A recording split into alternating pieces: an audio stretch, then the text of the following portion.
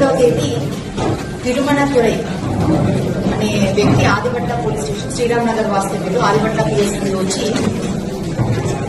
Early morning 11th రోజు early morning 1:32 మధ్యలో కొంతమంది వ్యక్తులు తన ఇంటిలోకి ప్రవేశించి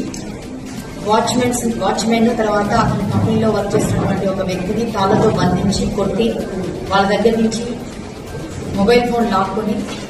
మెయిన్ డోర్ ని బ్రేక్ చేసి దోపిడీ చేయాలని ఒక ఉద్దేశంతో సీసీటీవీలను కూడా డ్యామేజ్ చేసి ఇలాంటి ప్రయత్నం చేశారని చెప్పేసి ఆదిపట్ల పోలీస్ స్టేషన్ లో మనకి ఫిర్యాదు ఇవ్వగా ఇమీడియట్ గా మనం అది ఒక కేసు రిజిస్టర్ చేశారు.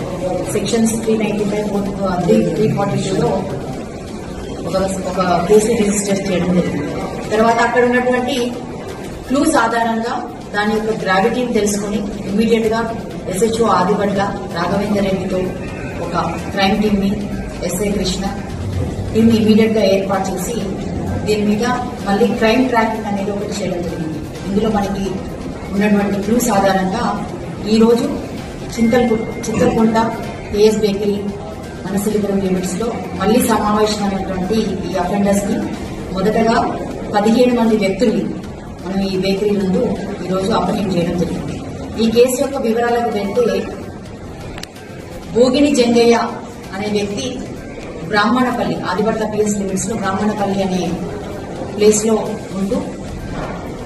అతని స్నేహితులైనటువంటి శేఖర్ రెడ్డి మహమూద్ ఈ ముగ్గురు కలిసి ఎలాగైనా సరే ఈజీగా డబ్బు సంపాదించాలని చెప్పేసి వాళ్ళు ఫ్రీక్వెంట్ గా ఇంటరాక్ట్ అవుతున్న సమయంలో తుర్క ఎంజీఆర్లో ఉన్నటువంటి తిరుమణతురై అనే ఒక చెన్నై బిజినెస్ మ్యాన్ చాక్లెట్ వ్యాపారి అతని ఇంట్లో భారీగా నల్ల డబ్బు 950 కోట్ల వరకు భారీగా నల్ల డబ్బు ఉందన్న ఇన్ఫర్మేషన్ ఆ ఇంట్లో పనిచేస్తున్నటువంటి పాత వాచ్మెన్ కొని అది ఎలాగైనా కాజేయాలన్న ఉద్దేశంతో